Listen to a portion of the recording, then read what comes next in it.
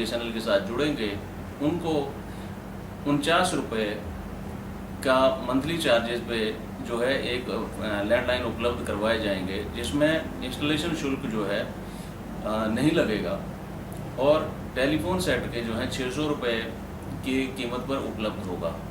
ये telephone set जो है क्लिप सेवा के साथ होंगे।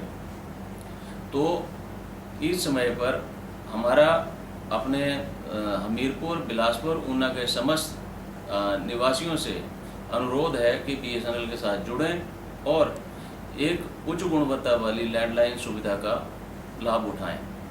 लैंडलाइन जो है ना केवल अच्छी वॉइस क्वालिटी की जो है सेवा देते हैं आपको, लैंडलाइन के साथ ब्रॉडबैंड भी उपलब्ध है, जो कि बच्चों के लिए या और रोजगार करने वाले इंटरनेट यूजर्स के लिए इंटरनेट से जुड़ने का एक बहुत ही किफ़ायती साधन है। लैंडलाइन के अलावा मोबाइल में BSNL 15 अगस्त से, क्योंकि ये 70वां हमारा स्वतंत्रता दिवस है, तो एक 70 रुपये का कूपन है जिस पर फुल टॉक टाइम अवेलेबल है। और इसके सिवा जो डाटा STV हैं वो 291 रुपये से लेके 1929 रुपये तक के डाटा STV पर फ्रीबी डाटा उपलब्ध है। यानी आपको 2.4 GB से लेके 22 GB तक का एक्स्ट्रा डाटा जो है एक्स्ट्रा डाटा मिल सकता है। तो इस मौके पर ये भारत में एक तरह हमारा भारत का जो स्वतंत्रता पर्व है, इसमें BSNL भी इस तरह से भागीदार है। सबको दोबारा से जो है मेरी बहुत बहुत शुभकामनाएं। जय भारत, जय हिंद। CITU का 12वां राज्य सम्मेलन जो है आज हमीरपुर के अंदर हो रहा है और इस सम्मेलन की शुरुआत जो है एक बहुत बड़ी रैली से, जिसमें तकरीबन 5 से 6 हज़ार लोग जो है इस रैली के अंदर आए हैं। और वो तमाम मुद्दे जिनको लेकर लोग दुखी हैं, महंगाई है, भ्रष्टाचार है, बेरोजगारी है, आज की डेट में जरूरत है कि इन मुद्दों के ऊपर जो है तमाम लोग संगठित हों। जिस तरीके से आज इस रैली के अंदर लोग आए हैं, वो तमाम उन मांगों को लेकर जो है आज इकट्ठा हुए हैं। और दूसरी तरफ जरूरत है कि जिस तरीके से जो सरकार के जो प्रतिनिधि हैं, जिस तरीके से सरकार के अंदर जो हमारे चुने हुए प्रतिनिधि हैं, चाहे अनुराग ठाकुर की बात करें, जिस तरीके से वो तिरंगा यात्रा करने की नौटंकी कर रहे हैं, जरूरत है तिरंगा यात्रा जो है उस देश के अंदर जो है जिस तरीके से तिरंगे का सम्मान भारतीय सेना जो है वहाँ पर बॉर्डर के अंदर जो है वो कर रही है, लेकिन इस देश के अंदर जो बुनियादी दिक्कतें हैं, वो महंगाई है, भ्रष्टाचार है, बेरोजगारी है, उसको लेकर यात्रा शुरू करनी चाहिए। इस तरीके से जो है CITU ने आज हमीरपुर के अंदर जो है यहाँ पर राज्य सम्मेलन की शुरुआत की है और तमाम जितने भी जो मेहनतकश लोग हैं उनको इकट्ठा करते हुए जो है आने वाले समय के अंदर जो सरकार की मोदी सरकार की जनविरोधी नीतियाँ हैं, जो प्रदेश सरकार की जनविरोधी नीतियों के खिलाफ जो है तमाम लोग जो है लामबंद हुए, इकट्ठे हुए हैं और CITU का राज्य सम्मेलन जो है आज यहाँ पर हमीरपुर के अंदर शुरू हुआ है। तो हमारे संवैधानिक जरूरत है। हमारे अखिल भारतीय सम्मेलन नवंबर में होने जा रहा है, जोर से उसी का प्रक्रिया में हमारी संवैधानिक जरूरत है। जो अखिल भारतीय सम्मेलन हो रहा है और संविधान नहीं, देश के सारे प्रांत में ये सम्मेलन हो रहा है। नवंबर तक कंप्लीट होगा, देन हम नवंबर में सम्मेलन जाएंगे। तो एक बात है, आज ये तो एक जैसा संवैधानिक जरूरत है, साथ साथ इस समय में जो मजदूर वर्ग के ऊपर अगर आम जनता के ऊपर हमला चल रहा है, वो हमला के खिलाफ मजदूर वर्ग को संगठित करते हुए ये संघर्ष है। मजदूरी समाज के अंदर एक हिस्सा है जो सबके लिए लड़ सकता है और ये संघर्ष एक दिन 2 दिन के लिए ये चलते रहता है। और इसी प्रक्रिया में आज जो परिस्थिति देश के आम जनता सामना कर रहा है, जो केंद्र का सरकार तो देश को उठा के बेचने में उलझे हुए और राज्य का सरकार अगर ये देखो मतलब कांग्रेस के बनाए हुए रास्ते पर चलते हुए ये और ज्यादा हमला कर रहा है।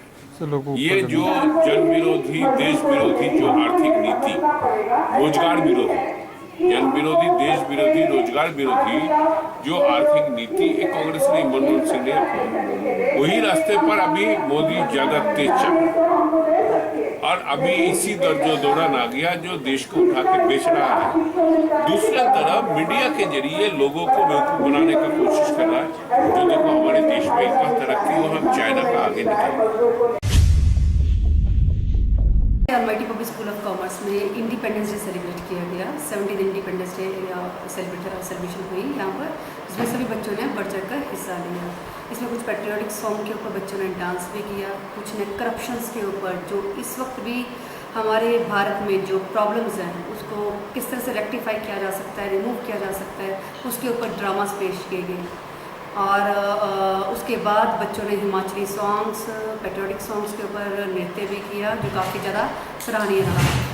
लास्ट में जो मॉडल्स बच्चों ने बनाए थे, कॉमर्स के ऊपर जो मॉडल्स बनाए गए थे, उसकी प्रदर्शनी लगाई गई, जिसमें शहर के जाने माने CAs जितने भी चार्टर्ड अकाउंटेंट हैं उन सब ने पार्टिसिपेट किया और उन बच्चों के बनाए गए मॉडल्स को देखा।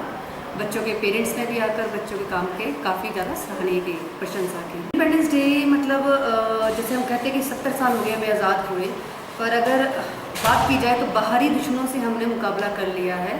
जो अभी भी अंदरूनी दुश्मन हमारे हैं, जैसे हमारे जो इंडिया की बेसिक प्रॉब्लम्स है, करप्शन है, कास्टिज्म है, रिजर्वेशन कोटास वगैरह है, या आप कह सकते हैं कि इस वक्त भी जो नशे में हमारा समाज, जो हमारे यंगस्टर जो नशे में फंस चुके हैं, अगर जब तक इन चीज़ों से हम एकजुट होकर लड़ाई नहीं करेंगे तब तक हम सही माने में अपनी इंडिपेंडेंस को सेलिब्रेट नहीं कर सकते। तो बच्चों से यही गुजारिश है, क्योंकि यही हमारी नेक्स्ट जनरेशन है, कि आज के दिन इन्हें कसम खानी चाहिए, एक कमिट करना चाहिए अपने आप से कि ना तो हम रिश्वत कभी लेंगे, ना लेने देंगे, ना नशा करेंगे, ना करने देंगे, ना बेटियों को मारेंगे, ना मारने देंगे। अगर ये सारी कुरीतियाँ जो है अगर ठीक हो जाए तो हमारा भारत एक जो महान देश है उसकी सभ्यता को हम बचा के रख सकते हैं। पूरे स्टेट जो भी हमारे CEC के मेंबर थे और डिस्ट्रिक्ट के जो ऑफिस बेयरर्स थे, उनको लेके हमारी ये अर्जेंट मीटिंग हुई आज हमीरपुर में, क्योंकि कुछ ऐसे इश्यूज पीछे हुए हैं जिनके लिए जो हमारे जो डॉक्टर्स हैं वो खफा हैं। तो उस पर हम आज ये मीटिंग हुई, जिसमें हमारे स्टेट प्रेसिडेंट डॉक्टर जीवानंद जी और हमारे चीफ एडवाइजर डॉक्टर शांतलाल जी, को adviser doctor Ompal Sharma ji, vice president Jivanand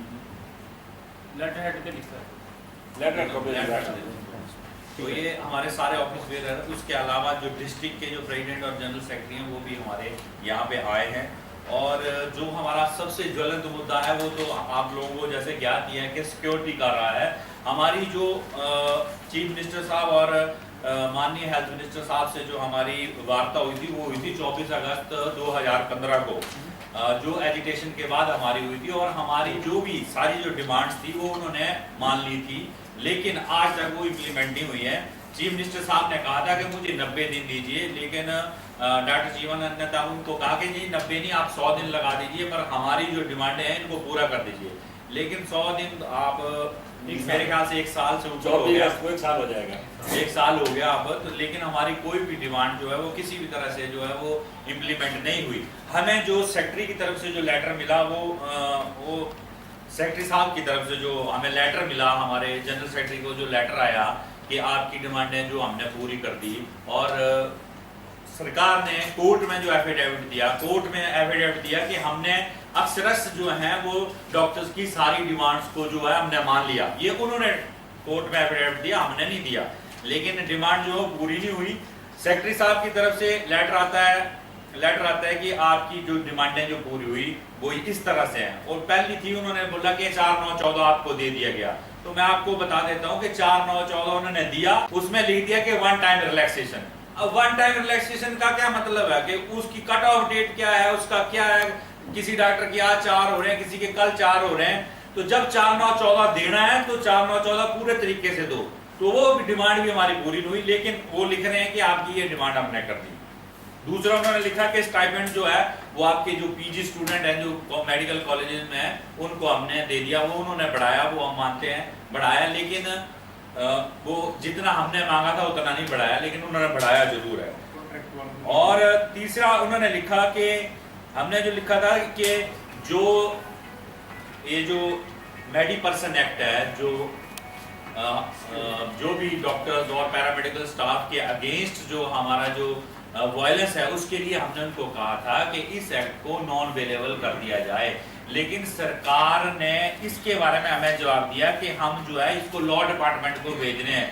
law department ने हमें जवाब दिया कि इसकी जो है किसको जो है नॉन अवेलेबल नहीं बनाया जा सकता है। लेकिन मैं आपके नॉलेज में से ये लाना चाहता हूं कि इंडिया के मेरे ख्याल से अब इस समय 10 से ज्यादा स्टेट में जो है ये नॉन अवेलेबल ऑफेंस है। उत्तराखंड में नॉन अवेलेबल है, उत्तर प्रदेश में नॉन अवेलेबल है, हरियाणा में नॉन अवेलेबल है, महाराष्ट्र, तमिलनाडु सब में नॉन अवेलेबल है। लेकिन हमारी सरकार समझती है कि वो नॉन अवेलेबल नहीं हो सकता। ये हमें जवाब मिला था कि नॉन अवेलेबल नहीं हो सकता, जबकि ना ही इस जो हमारी मांग को है कैबिनेट में लाया गया, जबकि डिसाइड ये हुआ था, मुख्यमंत्री जी और माननीय हेल्थ मिनिस्टर ने ये डिसाइड किया था उस 24 अगस्त को कि ठीक है हम आपकी इस डिमांड को कैबिनेट में ले जाके डिस्कस करेंगे और उसको पूरा करेंगे। लेकिन वो ना इम्प्लीमेंट हुई, ना ही उसको कैबिनेट में भी नहीं ले जाया गया। ये हमें मतलब बार बार से जो लेटर मिला वो बार बार से मिला। इसलिए बुलाई गई थी क्योंकि डिपार्टमेंट जो है, हमारी जो अथॉरिटीज़ है, उन लोगों ने डिपार्टमेंट को मिट्टी में मिला दिया है अपने कारनामों से। हम ये चाहते हैं कि डॉक्टरों की जो समस्याएं, पहला मुद्दा था हमारा सिक्योरिटी का, कि सिक्योरिटी पिछले साल सीएम साहब ने माना था कि हम जो है इस एक्ट को नॉन अवेलेबल ऑफेंस बना देंगे, लेकिन आज 1 साल होने को जा रहा है वो नॉन अवेलेबल ऑफेंस नहीं बना।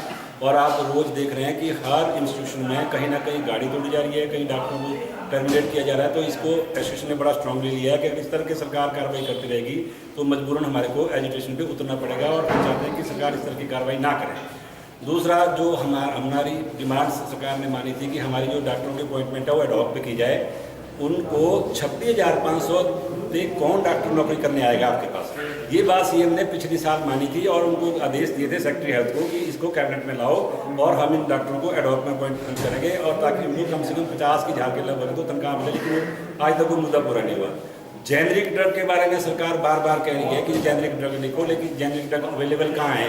जितने भी दुकानदार हैं, जितने भी सरकारी दुकानें सरकार ने अस्पतालों में खोल रखी है, वो सब जो है ब्रांडेड दवाइयाँ अपने पास रखी हुई है। तो हम सरकार से बार बार विनती कर रहे हैं कि आप जो है जेनरिक ड्रग की क्वालिटी और प्राइस कंट्रोल करो और लोगों को अवेलेबल कराओ। हमें जेनरिक लिखने में कोई बुराई नहीं है, लेकिन ये केमिस्ट के उसमें छोड़ना नहीं चाहिए कि वो अपनी मर्जी से दवाई बेचे। और जेनरिक का जो प्रिंट प्राइस है उसमें अगर 10 रुपये की दवाई है तो प्रिंट प्राइस उसमें 1,000 रुपया है, और वहाँ जो है केमिस्ट जो है उसमें लोगों को, गरीबों को लूट रहा है। तो सरकार के पास लाइसेंसिंग अथॉरिटी सरकार है और क्वालिटी कंट्रोल भी सरकार के पास है। तो सरकार इसकी क्वालिटी और लाइसेंस जो है उसको कंट्रोल करे, प्राइस को, और अवेलेबल कराए। हम कल इनको लिखने को तैयार हैं। और तीसरा इसके साथ ये है कि ये जो जेनरिक दवाइयाँ हैं, ये फिर सबसे पहले तो मेरी मुख्यमंत्री से आपके माध्यम से अपील है कि सरकारी अफसर और सरकारी बाबू, इनकी कंपल्सरी ट्रीटमेंट सरकारी अस्पतालों में कर दी जाए, इनको प्राइवेट एम्प्लॉयमेंट भी खत्म की जाए। जिस दिन सरकार ये काम कर देगी कि सरकारी अफसर जो है सरकारी अस्पताल में ट्रीटमेंट कराएंगे, उस दिन आपके सरकारी हेल्थ इंस्टीट्यूशन अपने आप ही सुधर जाएंगे।